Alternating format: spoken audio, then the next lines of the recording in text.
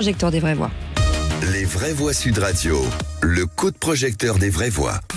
L'âge de retraite de départ, que vous dit le Premier ministre? Il nous dit que la question de l'âge, elle est sur la table. Maintenant, il faut nous écouter, parce que là, on en a gros. Oh là là, qu'est-ce qu'il y a là? Il y a un vent de révolte. Travailler jusqu'à 64 ans, pour moi, c'est pas possible. J'ai commencé à 16 ans, donc... Pas content. Je sens que je vais craquer. Et moi, je sens que je vais devenir fou. Gabriel Attal propose donc une réforme des retraites basée sur la seule durée de cotisation sans référence à l'âge légal.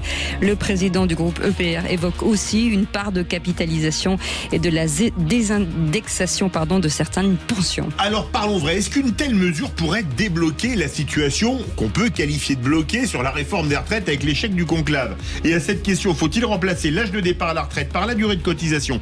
Comme le demande Gabriel Attal, vous dites oui à 62%. Vous voulez réagir? Le 0826 300 300. Et Paul Midi est avec nous, député EPR de l'Essonne. Merci d'être avec nous, monsieur le député. Merci. Petit tour de table avec Philippe Bilger et nos invités. Rapidement, je remercie Sud Radio d'avoir posé cette question qui me permet de parler de Gabriel Attal avec une totale on se moque très gentiment de moi. Là, c'est pas ma faute. On se demande s'il n'y a pas un lien familial avec Gabriel Attal.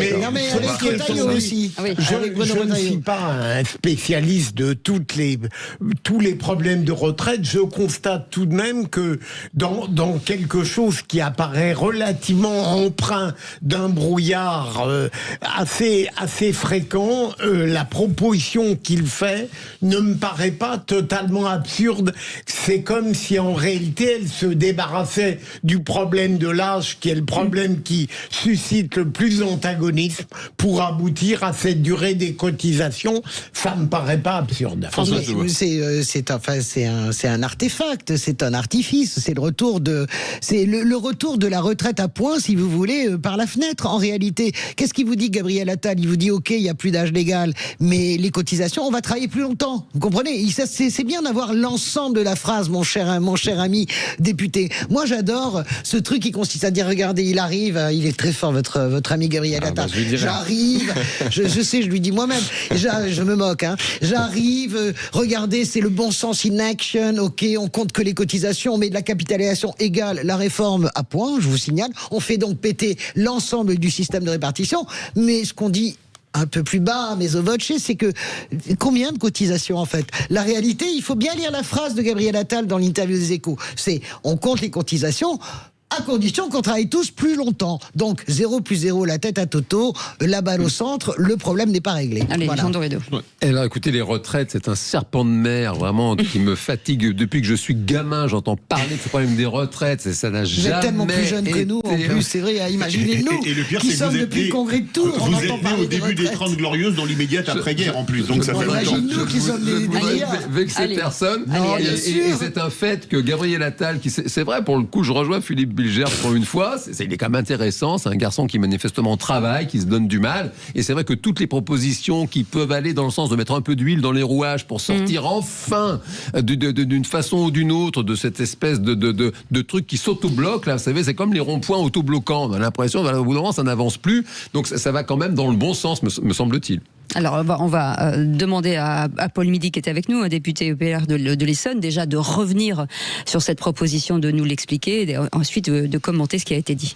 Oui, bien sûr. Alors déjà, merci de m'inviter. Je pense que vous l'avez vous-même déjà bien expliqué. On a cristallisé sur l'âge de départ à la retraite beaucoup d'excitation, d'énervement, de tensions politiques et démocratiques dans notre pays. Et on a à la fois ça, et en fait, quand on augmente de 2 ans, on décale 2 ans le départ de l'âge à la retraite, ça a un effet d'à peu près 6 mois, 1 an sur la réalité du départ des Français. Donc le gain budgétaire, il est là, mais il vaut pas l'équivalent des 2 ans. Et on a un système, au final, qui est relativement compliqué, avec âge de départ à la retraite, âge de départ sans décote, la durée de cotisation, l'âge auquel vous avez commencé à travailler. Le chèque il est, on va être poli, il est compliqué. Et donc, qu'est-ce que dit Gabriel Attal? Et je pense que c'est ça qui est intéressant. Et vous avez commencé votre chronique comme ça. C'est ce qui compte, c'est le fait qu'il faut qu'on travaille, et qu'on travaille pour financer le système de retraite, et qu'on travaille plus. Et donc, ce qui compte, le sujet principal, c'est la durée de cotisation. Et donc, sa proposition, c'est d'essayer de sortir des blocages qu'on a sur l'âge. On peut dire que l'âge, c'est le sparadrap du Captain Haddock, non ? Sur la durée de cotisation. Oui, on peut le dire comme ça, effectivement. C'est vrai que vous voyez, c'est toujours des débats qui sont très compliqués, puis chacun se projette. Ça a été bien dit dans un des commentaires qui a été fait par un de vos auditeurs. 64 ans, on se projette par rapport à l'âge à laquelle on a commencé à travailler. Et donc le critère déterminant, c'est qu'il faut qu'il y ait une quantité de travail importante. Vous avez raison, il faut qu'on travaille plus. Non, mais moi j'ai pas raison, je suis pas d'accord avec vous. Enfin, c'est votre théorie. Pour réussir à équilibrer le système. Et qu'est-ce qu'on veut ? On veut un système qui soit universel. Ça doit être le même pour tout le monde. Il n'y a pas de raison qu'il y ait des systèmes différents. Fonctionnaires, privés, régimes spéciaux. Il faut qu'on aille vers un système universel. Il faut qu'on aille vers un système dans lequel il y a plus de liberté. Si des gens veulent partir plus tôt à leur retraite, avec une grosse décote, ils doivent pouvoir le faire. Si certains veulent partir beaucoup plus tard, avec un gros bonus, ça doit être aussi possible. Donc beaucoup plus de liberté, je crois que c'est ce que les Français nous demandent, et surtout les plus jeunes, qui veulent qu'on aille vers plus de flexibilité, qu'on puisse s'adapter à la vie de chacun. Et il faut, c'est un point très important, c'est là que vient le sujet de la capitalisation, un système qui soit plus productif. Parce qu'en fait, l'argent qu'on met dans notre système de retraite, en fonction de la façon dont on met cet argent, si on le fait avec une part de capitalisation, ça permet de financer l'économie et d'améliorer notre prospérité collective. Et derrière ça, il y a les sujets de augmentation des salaires, ressources publiques pour financer notre école et notre santé. Et donc voilà, on veut ça derrière. Moi, j'adore votre démonstration, mais vous savez très bien qu'elle est boiteuse complètement, parce que la réalité, si vous voulez, c'est qu'il suffirait déjà de faire l'égalité salariale homme-femme. Il suffirait également de ne pas foutre dehors les seniors et de les faire travailler jusqu'au bout, pour qu'on arrive à équilibrer. Donc moi je veux bien que vous essayiez de refaire rentrer, si vous voulez, la retraite par points, qui finalement va devenir une injustice, parce qu'il y a ceux qui vont pouvoir capitaliser et ceux qui ne pourront pas, et vous savez très bien que c'est ça le véritable sujet. Moi je veux bien qu'on explique que c'est le problème, la pomme d'Adam, et le nœud gordien, pardon, c'est l'âge légal, mais l'âge légal, il garantit un système le plus juste possible pour l'ensemble. Donc je vous dis que ça, vous dites les jeunes aspirent à ça. Qu'est-ce que vous en faites, ni vous ni moi. Bon, vous êtes plus jeune que moi, mais je vois pas les jeunes qui. Et ça se voit, ça se voit. Bah oui, ça se voit. C'est évident. C'est évident. Voilà. Je pense que vous nous faites un tour de passe-passe. Non, mais un point de réaction sur la première chose que vous avez dit, je pense qui est très important, et moi je vais être d'accord avec vous, c'est que notre système des retraites, malheureusement, il va sortir un reflet de ce qui se passe pendant les carrières. Et aujourd'hui, notre vie économique pendant les carrières, il y a beaucoup d'inégalités, et en particulier entre les hommes et les femmes. Et vous êtes d'accord sur les seniors ? Arrêtez de considérer qu'à 45 ans, quelqu'un est cuit. Bien sûr, sur les seniors, je suis d'accord sur vos deux points. Mais donc, il faut, avant de travailler sur le système de retraite, bien sûr travailler sur les inégalités. Mais attention pour nos auditeurs, l'égalité salariale, ça se décrète pas comme ça. Ça veut dire que vous renflouez les caisses. C'est un travail très important qu'il faut faire. Et moi, une refonte.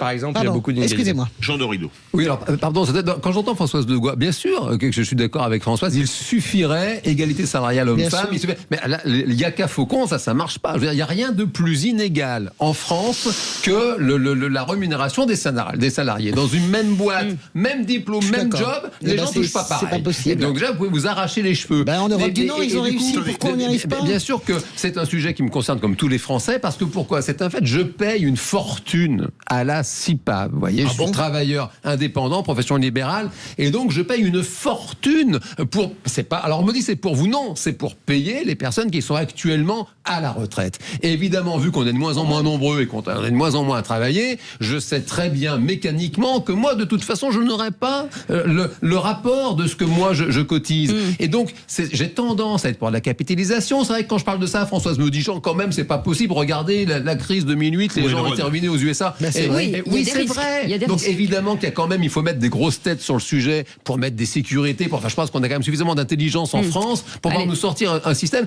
Et quand j'entends parler de système qui soit juste en ce moment, j'aime beaucoup la fonction publique. J'espère. Un fonctionnaire, sa rente de retraite, elle est calculée sur ses quelques dernières années de rémunération. Là où le mec, il est au top, il reconnaît les généraux de de place dans l'armée. Toute l'année, les fonctionnaires. Toute l'année, c'est eux.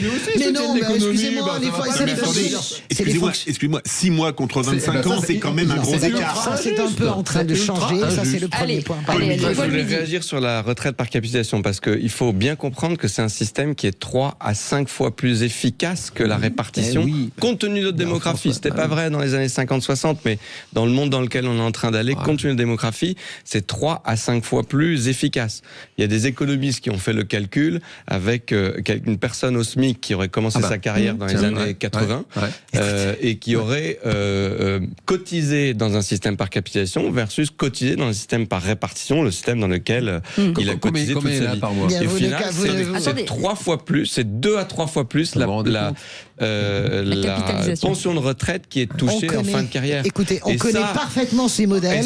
Avec des crises et des krachs boursiers qui ont eu lieu dans les 30 ou 40 dernières années. Mais qui sont... Non, mais excusez-moi, mais nonobstant les krachs boursiers, c'est les chiffres qui disent... Arrêtez de parler tous en même temps. C'est 3 à 5 fois plus efficace. Voilà, donc bien sûr c'est important. Bien sûr que non. Écoutez, moi je veux bien qu'on confie tout notre système de santé à Macron. Excusez-moi, je voulais terminer une phrase. Nonobstant les krachs boursiers, 87 et compagnie... Pas simplement. Je peux terminer ? Bah oui. Bah non, soyez me couper, je peux pas. La bourse est aujourd'hui beaucoup plus haute qu'elle n'était en 1980. Et alors ? Et ben ça veut dire que les gens y gagnent quel que soit X, nonobstant les cracks. Écoute, vous pouvez utiliser nonobstant tout ce que vous voulez. Ils gagnent beaucoup plus aux États-Unis, sauf que vous payez un poulet 40 €. Écoutez, vous ne pouvez pas m'expliquer que excusez-moi, aujourd'hui les Français sont beaucoup moins riches que les Américains, alors qu'on était à égalité il y a 40 ans. Vous ne pouvez pas m'expliquer que vous vous enrichissez de manière égale avec la capitalisation sur les retraites. Ça n'est pas vrai. Et ne me sortez pas des rapports qui n'existent pas. Ça n'est pas vrai. Une analogie à avoir en tête, c'est comme si vous achetez votre logement. C'est beaucoup plus efficace que si vous êtes locataire à vie. C'est exactement la même différence entre répartition et capitalisation. La seule chose, c'est qu'il faut être capable d'acheter son logement, comme il faut avoir accès à une retraite par capitalisation. Mais aujourd'hui, c'est plus efficace. Elle existe déjà, la retraite par capitalisation. C'est passionnant d'écouter ça, mais je n'ai pas une lumière, sinon que je constate que Gabriel Attal avait... Est-ce qu'on peut considérer aujourd'hui que quelque part cette méthode des retraites est plutôt injuste ? En fait, bien sûr que notre système des retraites peut être amélioré. C'est pour ça qu'on a fait une réforme, nous, il y a 2 ans, et qu'il faudra continuer à le réformer. Mais ce qui est le plus injuste, et c'est là où il faut travailler à la racine, c'est ce qui se passe tout au long de la carrière. Parce que effectivement, quand un homme et une femme à travail équivalent n'ont pas le même salaire, ben non seulement ils sont pas payés pareil, la femme va être payée moins, mais pendant la retraite sera plus petite. Et donc notre système des retraites, il essaye de corriger ça, de prendre en compte ces sujets, mais il peut pas inverser ce qui s'est passé pendant toute la carrière. Donc il faut qu'on travaille pour que les Français et les Français, il y ait plus d'égalité dans notre système économique, qu'il y ait des salaires qui soient plus élevés, plus de progression, et ça c'est possible. Nous c'est ça qu'on croit. S'il y a quelque chose à retenir fondamentalement avec Gabriel Attal et les députés d'Ensemble pour la République, c'est que c'est possible de retrouver le chemin de la croissance, de l'augmentation des salaires. On a décroché par rapport aux États-Unis ces 20 dernières années. On a un salaire médian net en France de 2200 €. Si on avait suivi la trajectoire des Américains, on serait à plus de 3000 €. Je peux vous dire que ça nous réglerait beaucoup de problèmes. Écoutez, on va faire un discours sur les États-Unis d'Amérique. Regardez la pauvreté qui se développe dans les centres-villes. Bien sûr. Et regardez en Allemagne les gens qui prennent des décotes parce qu'ils ne peuvent plus arquer et qui se retrouvent salariés pauvres à la retraite parce qu'ils ne peuvent plus encaisser, aller jusqu'à 67 ans. C'est le même principe en Italie. Soyez raisonnables, s'il vous plaît. On a quand même le système le plus juste au monde. Moi, je pense qu'on peut le sauver. On peut avoir notre système social. On peut le sauver et le financer. Pour le financer, il faut qu'on ait plus de croissance, plus d'emplois, plus d'activité. Et pour ça, il y a quelques sujets sur lesquels on peut s'inspirer des États-Unis, voire de la Chine maintenant. Merci beaucoup, Paul Midi d'avoir accepté notre invitation. Vous êtes député EPR de l'Essonne. Merci Philippe Bilger, merci Françoise Degois, merci Jean Dorido, merci Philippe David. Dans un instant, Philippe David. Eh bien, la dernière des vraies voix citoyennes avec Aurélie Gros, Stéphane Pellet et leurs invités. Et on se retrouve demain. Merci Maxime, merci Aude, Nelly, Félix encore une fois. Et puis on se retrouve demain à partir de 17h. Passez une très belle soirée avec Philippe David dans un instant.